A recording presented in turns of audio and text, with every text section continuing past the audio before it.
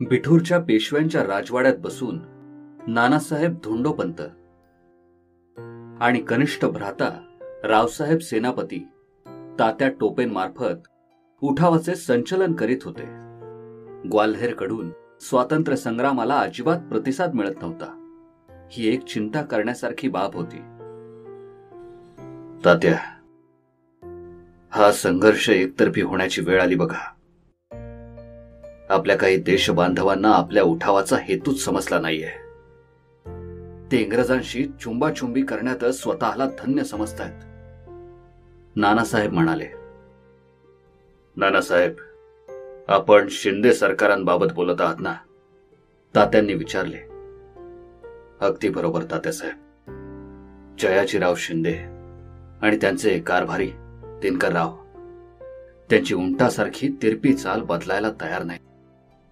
त्यांचं प्रचंड सैन्य आणि खजिना क्रांतिकारकांच्या कामात आला असता तर आपली बाजू बरीच बळकट झाली असती. तसे त्यांचे सैन्य मी आतून पोखरून ठेवलंय. युद्धाचा प्रसंग निर्माण झाल्यावर ते इंग्रजांविरुद्ध लढायला तयार आहेत. तात्या, दररोज बातम्या काय सांगतात? आता वेळ आली आहे. ग्वाल्हेरला जाऊन पुन्हा एकदा खात्री करून घ्या. जे यायला तयार असतील त्यांना घेऊन या. तोवर आम्ही देखील लखनौला जाऊन नवाबाची काय हालचाल आहे ते पाहतो. नानासाहेब म्हणाले. मी उद्याच ग्वाल्हेरला जातो. तात्याने शब्द दिला. नानासाहेब आणि तात्या आपापल्या कामगिरीवर निघून गेले. तात्याचे व्यक्तिमत्व अत्यंत प्रभावी होते. शिंद्यांना कळू न देता फुटीर सैनिकांसह तात्या कानपूरला निघाला. वाटेत इंग्रज जनरल विंडमने त्यांची वाट अडवली. तात्यांकडून पराभूत होऊन त्याला स्वतःचा जीव वाचवण्यासाठी पळ काढावा लागला. तात्या विठूरला परत आला. नानासाहेब आलेले नव्हते. तात्या म्हणजे पक्के राम भक्त हनुमान. नानांच्या परवानगीशिवाय जेवायला देखील न बसणारे, अति आज्ञाधारक. रोज झाशी सभोवती घिरट्या घालतोय हे स्पष्ट दिसत असून केवळ नानासाहेब नसल्याने कोणताच निर्णय घेता येईना. जनरल रोजची भारतातील नेमणूक जणू निव्वळ झाशीचा नायनाट करण्यासाठीच झाली होती. त्यानं त्याच्या सैन्याचे 2 भाग केले. त्यातील एका भागाला महू छावणीकडे पाठवले. दुसऱ्या भागासह त्यानं आपला मोर्चा सागरकडे वळवला. सागरच्या पूर्वेला गडकोटाचा किल्ला होता. तो क्रांतिकारकांच्या ताब्यात होता. नर्मदा नदीच्या उत्तर काठचा बहुतेक भाग क्रांतिकारकांच्या ताब्यातच होता. तो स्वतःच्या हातात असल्याशिवाय झाशीकडे चालून जाणे कठीण. इंग्रजांचा सरसेनापती होता सर कालिन कॅबेल. उत्तराखंडचा उठाव दडपून टाकण्याच्या कामात तो आघाडीवर होता. त्याचं स्पष्ट मत होतं की जोपर्यंत झाशी तुडवली जात नाही तोपर्यंत उत्तरखंड पूर्णपणे इंग्रजांच्या ताब्यात राहूच शकत नाही. हे मर्म माहीत असल्यानेच सर ह्यू रोज सागर मार्गे हळूहळू झाशीकडे सरकत होता.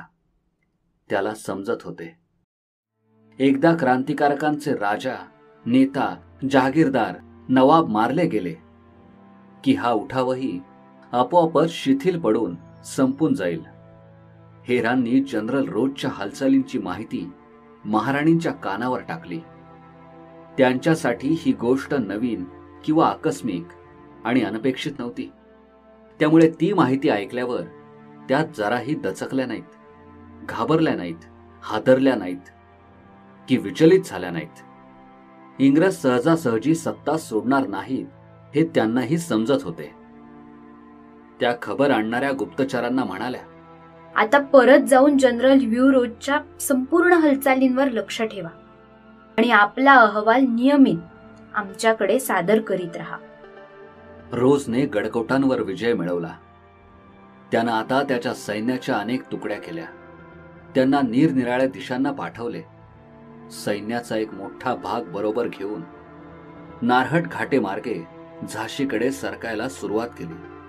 एक तुकडी शहागडचा राजा बखत बली याच्यावर पाठवली. नरहटी शेजारी मर्दान सिंह त्याची वाटच पाहत होता. तो आणि जनरल व्ह्यूरोज मदनपूर घाटीकडे एकमेकांचा पाठलाग करीत निघाले. मर्दान सिंह आणि बखत बली एकत्र आले तर मोठी गंभीर अवस्था निर्माण होईल अशी रोजला भीती वाटत होती.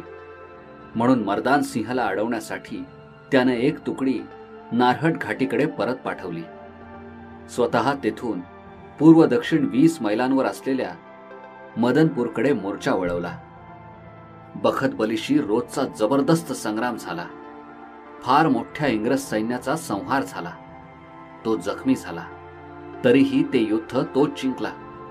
बखत बली आणि मर्दान सिंहची सेना एकत्र आली असती तर जनरल रोजचा इतिहास त्या दिवशीच आवरून गेला असता. त्यानं सैन्याच्या विखुरलेल्या तुकड्यांना आदेश पाठवला की विद्रोही लोकांशी लढत लढत झाशी परिसरात येऊन भेटा. बानपूर नरेश मर्दान सिंहने हा सर्व वृत्तांत झाशी महाराणींना कळवला. महाराणींनी पहारेकऱ्याला बोलावून आदेश दिला, पंतप्रधान लक्ष्मणरावांना तातडीने बोलवून आणा. प्रधानमंत्री आल्यावर त्यांनी आज्ञा दिली, प्रधानजी, एक पत्र पाठवायचे आहे. कोणाला सरकार? नानासाहेब पेशव्यांना आणि सेनापती तात्या टोपेंना. सध्या कुठे असावेत? लक्ष्मणरावांनी काहीसा स्वगत प्रश्न केला. कालपीला. यानंतर महाराणींनी पत्रात लिहिण्याचा मजकूर सांगायला सुरुवात केली. नानासाहेब आणि तात्या, तुम्हाला कल्पना असेलच, माझे पत्र तुमच्या हातात पडण्यापूर्वीच आपले गुप्तचर आपल्या सेवेत रुजू झालेले असतील. त्यांच्या मार्फत माहिती होणारच की अनेक सेनापती, प्रचंड दारुगोळा, इंग्रज सेनापती जनरल व्ह्यूरोज झाशीवर चाल करून येत आहे. आम्ही आमच्या परीने इंग्रजांचा मुकाबला करण्याची तयारी करीत आहोत. तरीही एक सत्य स्पष्ट आहे की आमची शक्ती त्यांच्या सामर्थ्यापुढे तोकडी पडेल, हे आम्ही जाणून आहोत. त्याने झाशीच्या किल्ल्याला वेढा दिल्यावर तटावरून तोफांचा मारा करून आम्ही त्याला भाजून काढू. त्याच वेळेस पाठीमागून चिमटीत पकडून त्याला दणका दिला तर त्याला रणांगणातून पळ काढायला मार्ग सापडणार नाही. यासाठीच आम्हाला तुमच्या सहाय्याची नितांत गरज. आपल्या सैनिक सामर्थ्यावरच आमची सारी भिस्त अवलंबून आहे. तेव्हा हे पत्र हातात पडताच विनाविलंब ससैन्य कूच करावे. मनू. पत्र लिहून झाले. पत्र घेऊन कोणाला पाठवणार? प्रधानमंत्र्याने विचारले. महाराणींच्या सर्व मैत्रिणी राणी सभोवती बसल्या होत्या. त्यातील जुही तात्या टोपेवर एकतर्फी प्रेम करू लागली होती.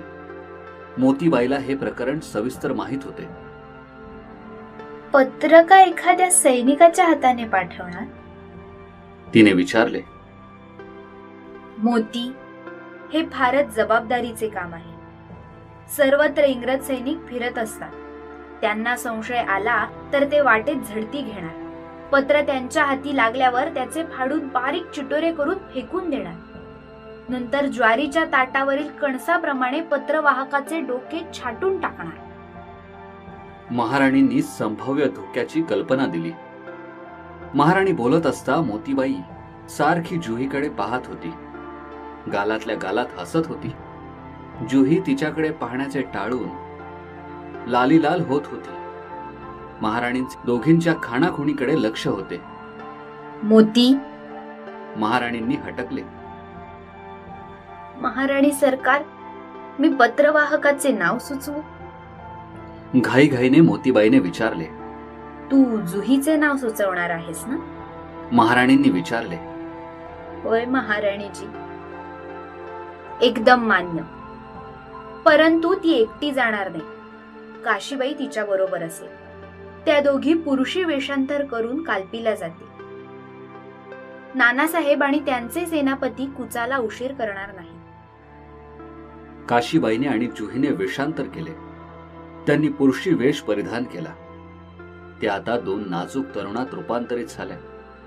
महाराणींनी त्यांना सर्व प्रकारच्या युद्धकलेत तरबेज केले होते. त्यात घोडेस्वारीचाही समावेश होता. 2 घोड्यांवर बसून त्या निघाल्या. कालपीला पोहोचल्या. छावणीच्या प्रवेशद्वारावरच पहारेकऱ्यांनी त्यांना अडवले. कोणात? कुठून आला? कोणाला भेटायचंय? काम काय आहे? बापरे, एकाच वेळेस किती प्रश्न विचारता. तुमच्या सर्व प्रश्नांचे एकच उत्तर आहे. श्रीमंत पेशवे सरकार आणि त्यांचे सेनापती तात्या टोपे आहेत. काशीबाईंनी विचारले. अहो निदान एवढं तर सांगा, कुठून आलात? प्रमुख वाटणाऱ्या पहारेकऱ्याने विचारले. झाशीहून. काशीनेच उत्तर दिले. महाराणी देवींकडून? काशीने होकारार्थी डोके हलवले. मग आधीच नाही का सांगायचं? असं म्हणून पहारेकरी पळाला. रावसाहेब सरकार, झाशीहून 2 तरुण स्वार आलेत. नानासाहेब आणि सेनापतींना भेटू इच्छितात. अरे हे काय केलं तुम्ही? झाशीहून कोणीही केव्हाही रात्री बेरात्री आला तरी त्याला कधीच असं बाहेर ताटकळत ठेवायचं नाही. सरळ आत आणायचं. पहारेकरी ओशाळून पडला. वेषांतर केलेली जुही आणि काशीबाई आत शिरल्या. काशीबाईंनी महाराणींनी दिलेले पत्र अदबीने रावसाहेबांच्या हातात दिले. पत्र वाचून झाल्यावर रावसाहेबांच्या कपाळावर धर्मबिंदू चमकू लागले. नानासाहेब कुठे आहेत? ते येथे नाहीत. आपल्या उठावाला सर्वत्र सहानुभूती प्राप्त व्हावी, निदान कोणाचा तरी काही विरोध असल्यास तो सध्याच प्रगट होऊ नये म्हणून वातावरण निर्मितीसाठी ते सर्व प्रमुख राजांच्या भेटीगाठी घेत फिरतायत. सध्या लखनौमध्ये अडकून पडलेत. इकडे कालपीला पत्र पाठवून महाराणी काही बेफिकीर होऊन शांत बसून राहिल्या नव्हत्या. त्यांना तशीच गरज पडली तर, आणि गरज पडणारच होती, इंग्रजांशी एकाकी झुंज देण्याची तयारी सुरू केली. किल्ल्याभोवतालच्या तटाची भिंत 20 फूट रुंद आणि प्रचंड उंच तसेच मजबूत होती. तरीही प्रत्यक्ष किल्ल्यावर पाहणी करून महाराणींनी असतील त्या त्रुटी शोधून काढून त्यांच्यात तातडीने सुधारणा केली. नथ्थे खानाच्या आक्रमण प्रसंगी तोफा चालू करून घेतल्या होत्या. त्यांना आणखी व्यवस्थित तेल पाणी करून मोजक्या जागांवर बुर्जांवर त्यांची रचना करवली. तटाभोवती भरपूर खोल आणि रुंद असा खंदक होता. त्याच्या मध्यभागी भाले, तीर आणि तलवारी गाडून त्याला पाण्यानं काठोकाठ भरून टाकले. गुप्तवाटांनी किल्ल्यावर भरपूर युद्ध साहित्य आणि खाद्यपदार्थ आणून ठेवले.